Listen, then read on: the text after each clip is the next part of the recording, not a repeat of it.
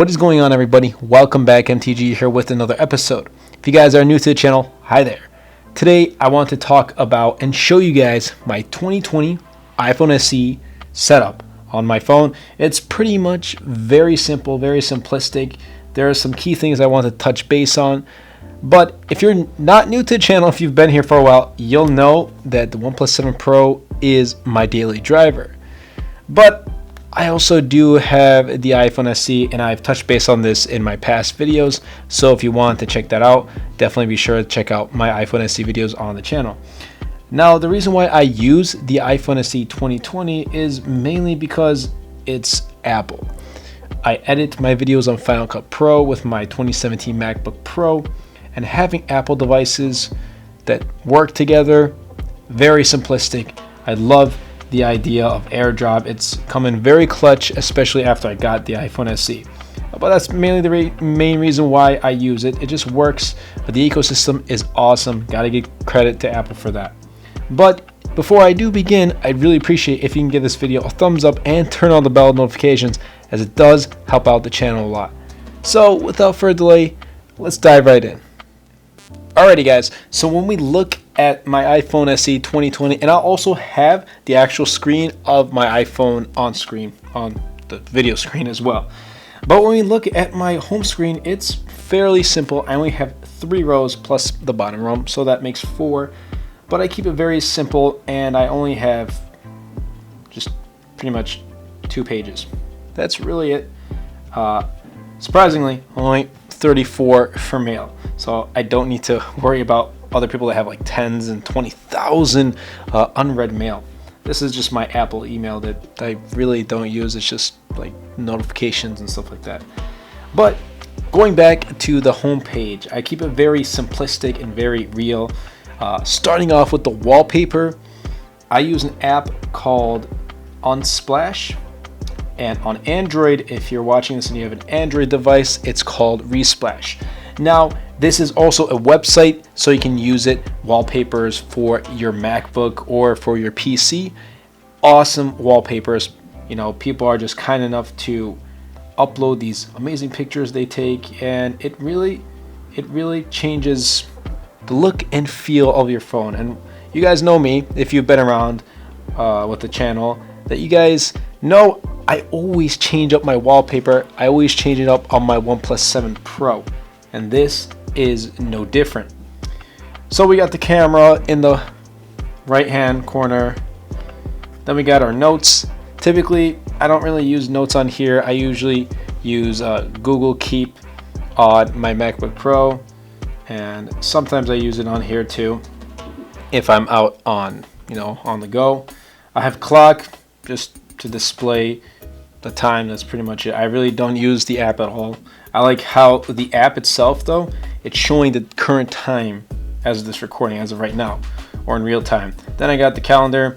Like I said, I use it the same as the clock just because it showcases the date.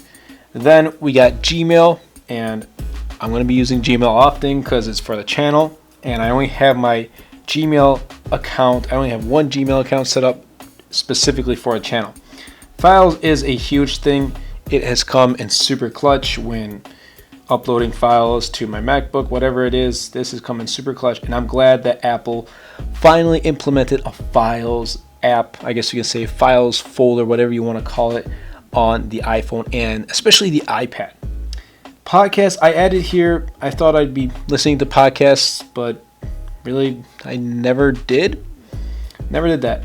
App Store, need apps, right? Then we got the YouTube Creator Studio, and this is, if you don't know, it shows the analytics. It shows how your video is performing, your videos are performing. It's pretty much the YouTube Creator Studio on youtube.com, but in the app version. It's missing a couple things here and there, so sometimes, especially when I want to reply to comments, I typically just do that online, just on Safari. I don't really comment. I just check the analytics from here, how much you made daily, the views and stuff, the easy stuff from the app. Then I got Google News. Now I'm always checking the news every morning, every night. That's pretty much what I do, I guess. yeah, I don't know what to say after that. Anyway, settings. I always have settings. I don't know why people don't have settings on their home screen for some reason, but I'm always using settings, changing things up. So I tend to have settings on both Android and on iOS. I mean, in fact, let's take a look. If we look right here, there is settings right there. So I always have the settings app on my device, especially on the home screen. Now, the next folder is photo and video, and I do apologize if the video that you're watching right now just keeps losing focus here and there. I'm still working on it, so give me some time for that. I do apologize in advance. Anyway, photo and video. This is crucial. I used to have everything on one phone, and I just had everything cluttered. My personal, whether it's for the channel, for other things, it was just out of hand. So I'm glad that I was able to clean things up and only have, you know, channel work on the iPhone. So I got the Camera Connect app for Canon, so whenever I want to transfer files directly to my iPhone, I just connect it to the app. Simple. Then I got Lightroom for editing. I got Dropbox, you know, to upload. The most recent time I used Dropbox was to share a video with Jonathan Morrison from TLD, and I'll leave a link of the script or the video that I was in the description down below, so be sure to check that out.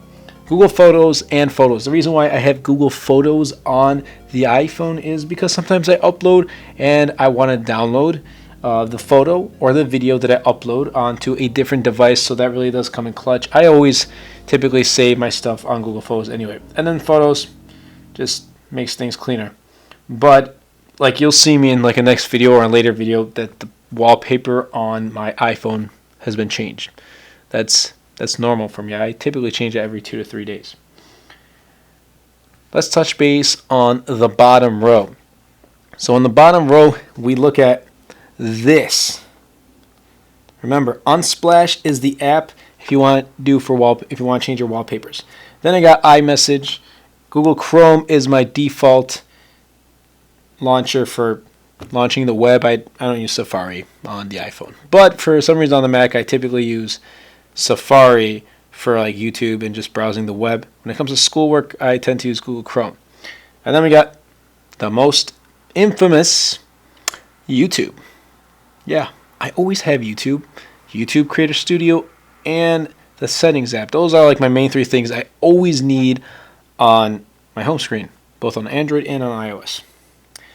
Anyway, moving over to the next page. I like to keep things, like I said, pretty simple. That's why I got most of them in folders. Some people color code them. That's pretty cool, but it sometimes gets out of hand. Now, I downloaded this app. I'll go into it in a little bit. It's called Pocket. I don't even remember what it is. But first we got an Apple folder. Got all that junk I don't use. I'd love to use the Apple Watch app. Maybe, get an Apple Watch in the future. Who knows? But everything Apple I store in here. There's iMovie on the iPhone. Yeah, I'm not going to edit a YouTube video or any sort of video on a 4.7-inch display. Maybe if this was the iPhone 11 Pro Max or the rumored iPhone 12 Pro Max. Maybe. Then again, moving on. Then we got a Google folder. Not too much, just a Drive, Google Docs. What I do with Google Docs is typically for most of my videos, this video you can probably tell is not a voiceover. But when I do voiceovers, I typically write on Google Docs, and then I record it from there, and it just comes in very clutch. Sometimes I'll use this phone to record, or sometimes I'll use a different phone. This phone might not be on me at the time, but it'll still be synced with the same account on my 7 Pro, so I can just read the file, read the doc from my 7 Pro. It comes in clutch. That's why I love Google Drive. Now Google Keep, like I said, I typically keep my notes in there of jot down the notes of future videos I want to do, ideas, all that stuff. Google Calendar, I have just in case. I typically use Google Calendar more so on my Android device to keep track of my schedule and everything I need to do throughout the day. And then I just have Google, just the Google app, and I don't use that.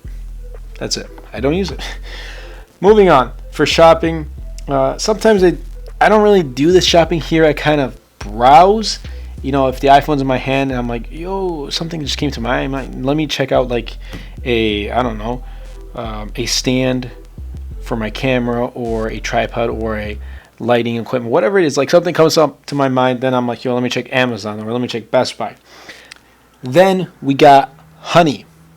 Okay, so with Honey, I have it on both my Android phone, iOS, and an extension for my MacBook Pro. I know this video is not sponsored by Honey. I would have loved it, but it's not. Anyway, with Honey, I've been using it for a couple weeks, and I gotta say, I've saved about 40 to 50 bucks. What it does is, I typically finish off my purchase on my MacBook, but let's say I'm on Amazon and I'm at checkout, and you'll hit apply coupons, and Honey will apply any coupons that have been used in the past, recently, any coupon that'll work, and most of the time it does work out.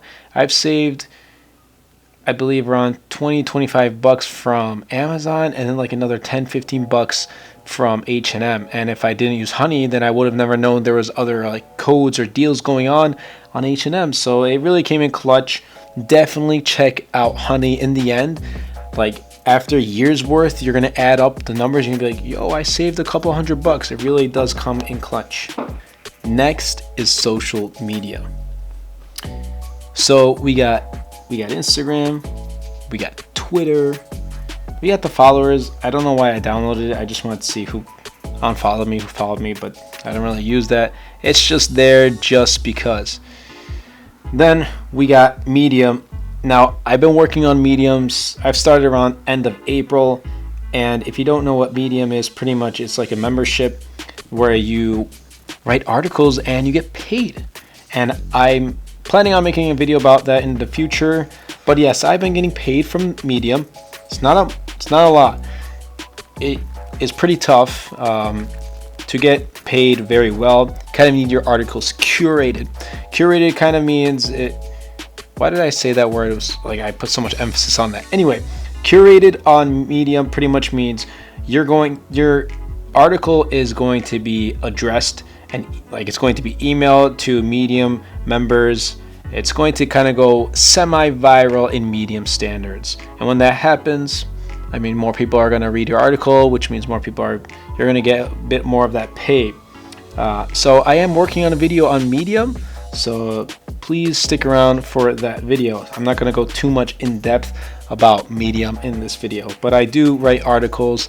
If you want to check out my articles, I'll leave a link of my username and my profile in the description down below. Then Caption Writer. What I like about Caption Writer is I haven't bought the full version, but what I do is typically for like my posts, I type it in here, and then I type in the hashtags, like my post right here, and the hashtags, and then I space it out, because sometimes whenever I try to do it from the Instagram app itself, it does not give me the correct spaces. So this way it just cleans up, it gives you a cleaner look on your post. So that's why I use the Caption Writer app. Games, I haven't played, pretty much, I only played Color Road on this. Call of Duty, since the screen is so small, I downloaded it, but I just never used it, never got the chance to use it. Probably won't. I typically play Call of Duty mobile on my 7 Pro anyway. Now, Pocket, I saw this from MKBHD. Honestly, I'm trying to remember what it is right now. See, like, I downloaded, never used it. It's been maybe a couple weeks. It's probably why I forgot what it was. And then we got Amazon Prime Video. Sometimes I get bored and I want to watch some videos, so, and I sometimes might not have my 7 Pro or something else like my MacBook on me, so I typically want to watch something on Amazon Prime if YouTube doesn't cut it. But that's pretty much my setup on the 2020 iPhone SE, at least for summer of 2020. I will hopefully be making a video on the fall and update. Most likely, by the time the new iPhone comes out, I am planning on upgrading to the iPhone 12. There's a rumored 5.4-inch iPhone 12. So I'm super excited for that iPhone. iPhone 12 5.4-inch around like $650. Some rumors are saying now it's going to be even lower than that price-wise. So I'm really excited for that. But I hope you guys did enjoy. I got a lot of video projects in the works. you're seeing sometimes you see that my setups are a bit different. Yes, I am transitioning, having different setups, and there are some good things coming to the channel. I hope you guys stick around, and I hope you guys did enjoy this video. Anyway, everybody, I hope you guys did enjoy this video. If you did, be sure to Superman that like button, comment down below, because with the more interactions we get on this video, not only helps the video and the channel, but also pushes the video out to more viewers. And best of all, Superman that subscribe button. Until next time, everybody, and until next video, this is MTG.